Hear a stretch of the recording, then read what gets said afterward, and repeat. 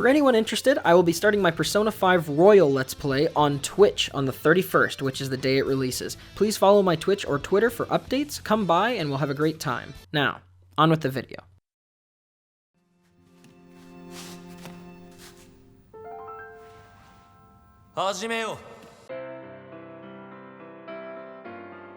Beastars, as many know by now, is a somewhat slow-burn character drama, leaning in heavily on the romance and mystery. The aesthetic follows a society of anthropomorphic animals and uses that as something more than an aesthetic, revolving some of its core conflicts around the divide between herbivore and carnivore. So then why is the show called Beastars? Because they're beasts? Well, if it was a cool name alone, that would honestly be justifiable enough. But as we know, a Beastar is a canonical thing in the world of the series, and while it is one of the driving motivations of one of the characters in the story, it doesn't seem to be of any sort of primary focus in most of the characters' lives. I think despite this, you'll find, as I do though, that what the title represents, what being a Beastar means, actually fits better than potentially any other option when it came to naming the series. A Beastar, as the show describes, is a position one gets for bridging the gap between students and society on some sort of publicly acknowledgeable level. An exemplary person who is able to overcome the fear and prejudice and bring people together as a whole. This covers any number of differences, quelling the outbreak problems and fights, but the heaviest emphasis, of course, is on that divide between herbivore and carnivore. It's something students are nominated for, almost like a class president, but it's so much more than that, and essentially places the winner as a role model for the society that people idyllically strive to see.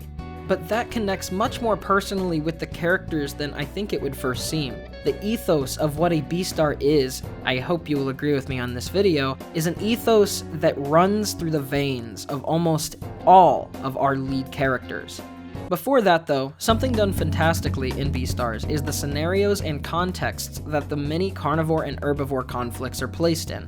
That is, that they never completely reflect the real world entirely, but instead use specific context to link them to any number of outcast people. That's because it doesn't matter if a character is herbivore or carnivore. They can be rich or poor, they can be kind or rude, judgmental toward different species, sexes, all other kinds of classifications, and as much as this divide helps create for the viewer a clear marginalization that any person watching can confide into personally, it also deals with the non-societal aspects that so often go overlooked, with the fact that certain things from birth are constant mental struggles, personally or on a genetic level. To explain what I mean, and how this connects to what the Beastar is, the explanation of Haru's mindset is something I think doesn't get enough attention. Essentially, beyond her being an herbivore, the fact that she was born as a particularly small dwarf rabbit leads her to believe that her life was preset to fail. Due to her genetics, her body is naturally very small and weak, even when compared to other people of her own species. Coupled with the threat of carnivores, it made her believe that she could do very little to be looked at as equal by those around her.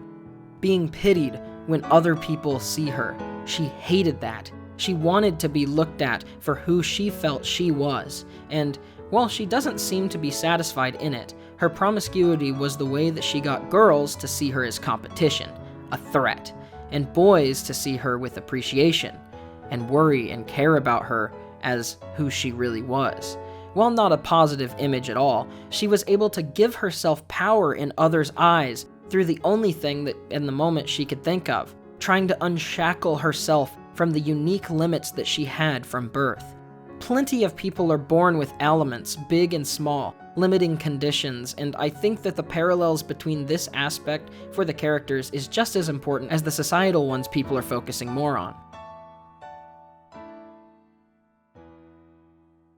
Legosi being a wolf, specifically, is something seen to be discriminated against as well, as it isn't just that when the initial murder happens, people assume it's the carnivores, it's that many people assume it's specifically him, or more so, the large and dominant carnivores, like wolves, lions, tigers, and bears. Carnivores like that generally have a stigma around them even more so than carnivores in general. They struggle with their heightened instincts more so than their omnivore-adjusted peers or smaller carnivores like dogs. since they need more meat to be naturally nourished than those around them. It makes sense then that they struggle more to contain their feelings. Legosi knows that this is just the way that he was from birth, and his instincts haunt him, but he tries very hard to develop and be the person he wants to be in spite of that, setting his own sets of principles and rules that he will not cross the barrier on. This, between Haru, Legosi, my next example, and many others, is going to be stabbing a pinpoint to the true purpose of the Beastar, and what it represents. I found it hard to not love Lewis when he first came onto the screen. Pretty boy types as a standard are not something I generally like, I find them really annoying, but in the first moments he finally appears, he makes it clear that there is a strong reason people gravitate toward him. He is strong-willed, courageous, confrontational, almost like no other character in the story. His backstory of being raised as black market meat also sets good tone, not to justify, but to help empathize with his more anti-carnivore mindset. It's clear why he acts strong though, despite him admitting himself that his body is naturally weak and there's nothing he can do to fix it.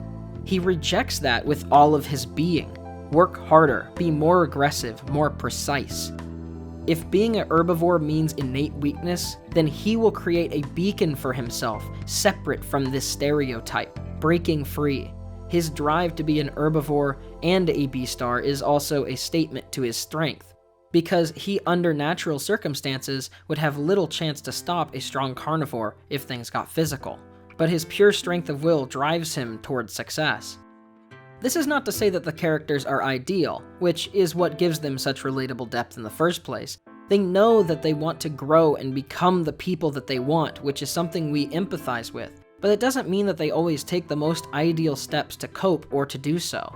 Haru's main route is by leading on countless other men, many of whom have genuine feelings and love for her. Lewis, while pursuing his strength and ability to drive peace, is also very close-minded when struggling with his hate, and acts in a way to intentionally antagonize and insult carnivores who are genuinely trying their best to just be good citizens.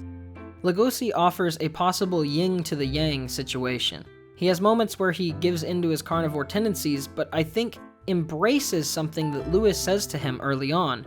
He ends up embracing these carnivore parts that he rejected, was scared of, that he didn't want to be a part of him. And he ends up using these carnivore abilities, not to harm the innocent, but to save one. And that's the thing.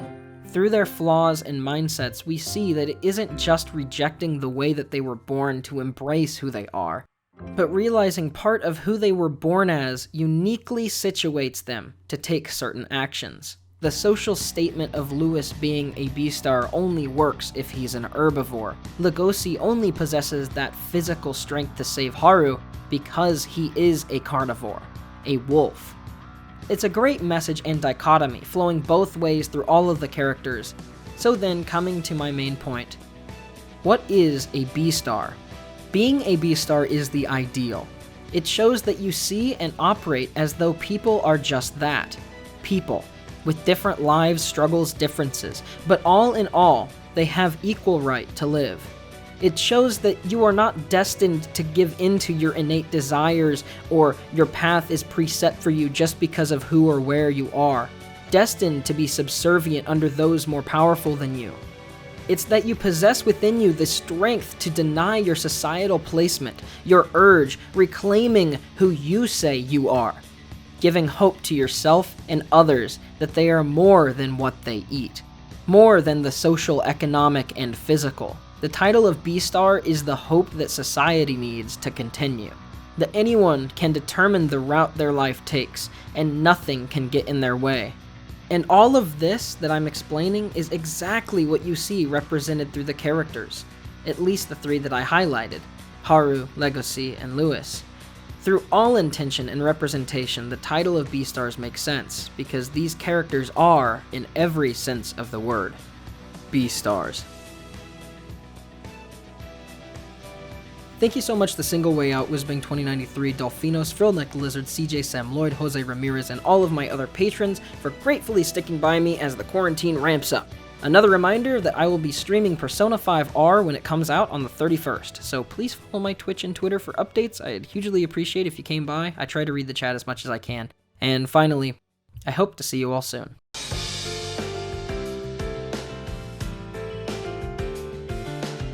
What do you have to say for yourself?